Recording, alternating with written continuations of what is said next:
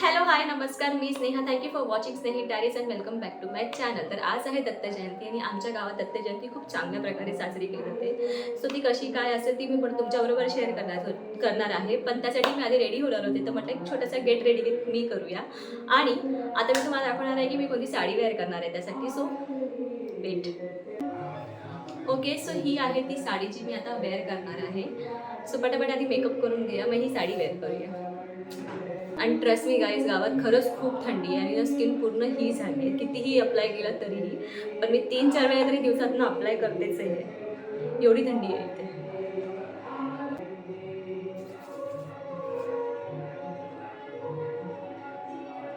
मला असं वाटतं मुंबईच्या थंडीचा स्किनवरती तेवढा इम्पॅक्ट नाही होत असेल, पण गावच्या थंडीचा स्किनवरती खूप इम्पॅक्ट होतो.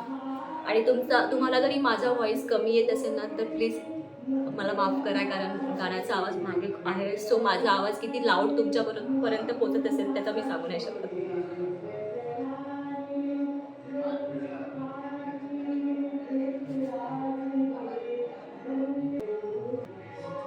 अँड आज मी ही सनस्क्रीन लावणार आहे, कारण मेकअप लुक येईल थोडासा जरासा.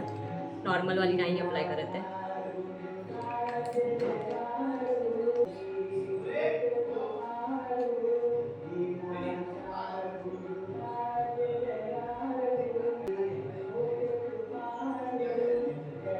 ती चांगली फेसवरती ब्लेंड करून घेते मी.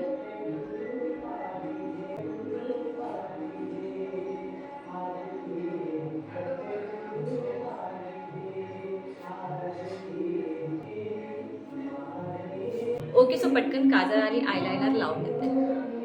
ओके, सो काजळ आणि आयलायनर मी लावून आलेले आहे. आता मी साडी वेअर करून घेते, मग डिसाईड करते की कोणती लिपस्टिक लावायची आहे. सो पटकन आधी साडी वेअर करून घेते मी साडी वेअर करून आलेली आहे आणि ही अशी दिसते. सो मी विचार केले की याच्यावरती माझ्याकडे इनसाइडची जी लिपस्टिक आहे तीच अप्लाय करावी, ही वाली.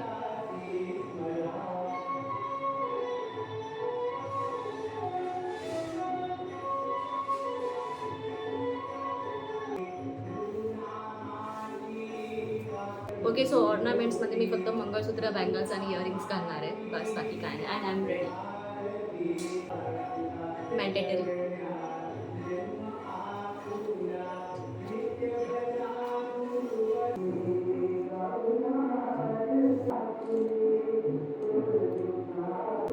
and these bangles, and finally I am ready.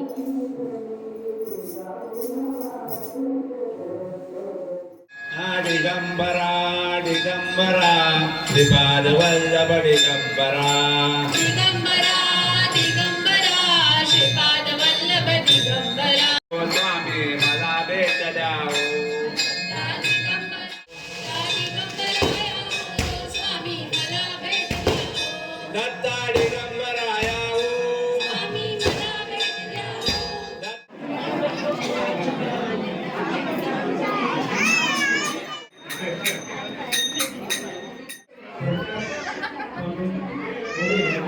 उघडा.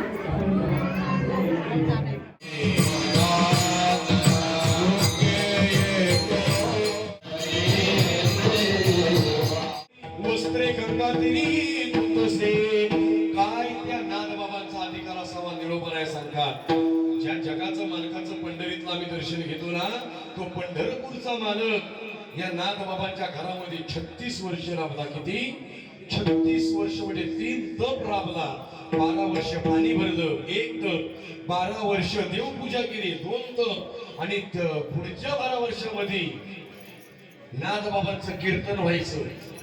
आणि नाथबाबांचं पैठणला कीर्तन झालं की जी लोक यायची ना कीर्तन ऐकायला, त्यांच्या हातावरती प्रसाद देण्याचं काम तो पंढरपूरचा मालक करत होता. काय त्यावेळची लोक भाग्यवान असावी, साक्षात देवाने दिलेला प्रसाद खात होते. हा अधिकार नाथबाबांचा होता. पण अजून एक वर्णन निरोपरायाने सांगितलं, दत्तगुरूंनी सोबदारकी करावी नाथबाबांच्या कीर्तनामध्ये. हा भक्ताचा अधिकार आहे. देव कोणाच्याही घरात जाऊन राबत नाही.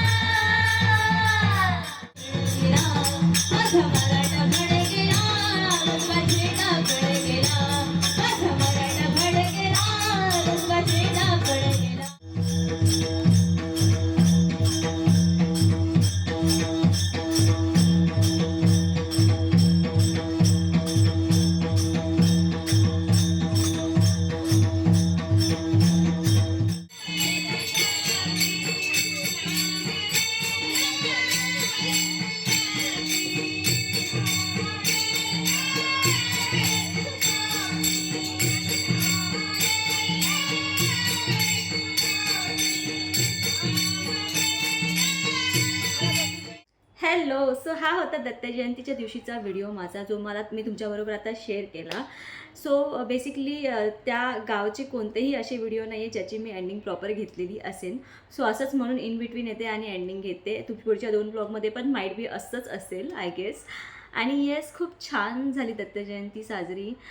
मी get ready with me shoot केल्यानंतरचे जे व्हिडिओ आहेत त्यात मी व्हॉइस ओव्हर नाही केला. म्हटलं तुमच्याबरोबर पण सुद्धा तो एक्सपिरियन्स शेअर करूया, कारण खूपच छान होतं. माझ्यासाठी पण ते फर्स्ट टाईमच होतं, कारण मी ते कधीच एक्सपिरियन्स केलं नव्हतं. फक्त दत्त जयंतीचा जन्म सोहळा असतो त्यात मी बसते देवळात, आणि ती रात्रीचे जे कीर्तन झाले, भजन अँड ऑल, ती दिंडी आलेली, तर ते माझ्यासाठी फर्स्ट टाईम एक्सपिरियन्स होता. सो मी तो कधी ऐकला नाही आहे त्या देवळात बसून, कारण ते रात्रभर जागरण असतं आणि ते मला कधीच झेपलं नाही आहे. सो म्हटलं यावेळेस फर्स्ट टाईम होता. लास्ट इयर पण बसणार होते पण नाही बसू शकले.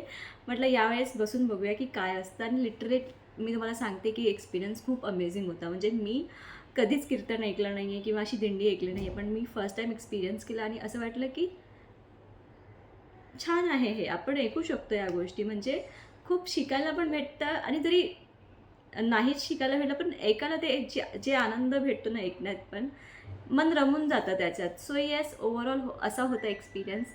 आणि दत्त जयंतीचा जो जन्म सोहळा पहिले झाला जन्म सोहळा, मग आमच्याकडे भंडारा असतो त्या दिवशी, तर तो रात्री भंडारा झाला. त्यात जास्त जेवण नसतं, डाळ राईस भाजी असते आणि पापड लोणचं असतं. आणि नेक्स्ट डे परत करतात जेवण, आणि मग तेव्हा ते महाप्रसाद असतो नेक्स्ट डे. आणि मग रात्री मग जागरण झालं तेव्हा कीर्तन झाल्या, दिंडी झाल्या. आणि तरीही मी आय थिंक 3 वाजेपर्यंत बसले, 2:30-3 वाजेपर्यंत. पण हे सकाळी काकड आरतीपर्यंत कंटिन्यू होत असतो हा प्रोग्राम, पण मला नाही जमलं. सो मी गिवअप केला आणि मी घरी निघून आले. बट ओव्हरऑल एक्सपिरियन्स माझा हा खूप छान होता. पण नेक्स्ट टाईम पण मला जर मी गेली गावाला तर मी नक्कीच बसेन कीर्तन ऐकायला आणि दिंडी ऐकायला. Yes, and this was it for this today's video. I hope तुम्हाला माझा हा व्हिडिओ आवडला असेल. व्हिडिओ आवडला असेल तर व्हिडिओला लाईक करा, शेअर करा आणि चॅनलला सबस्क्राईब करायला विसरू नका. भेटूया लवकरच नवीन ब्लॉगमध्ये. बाय.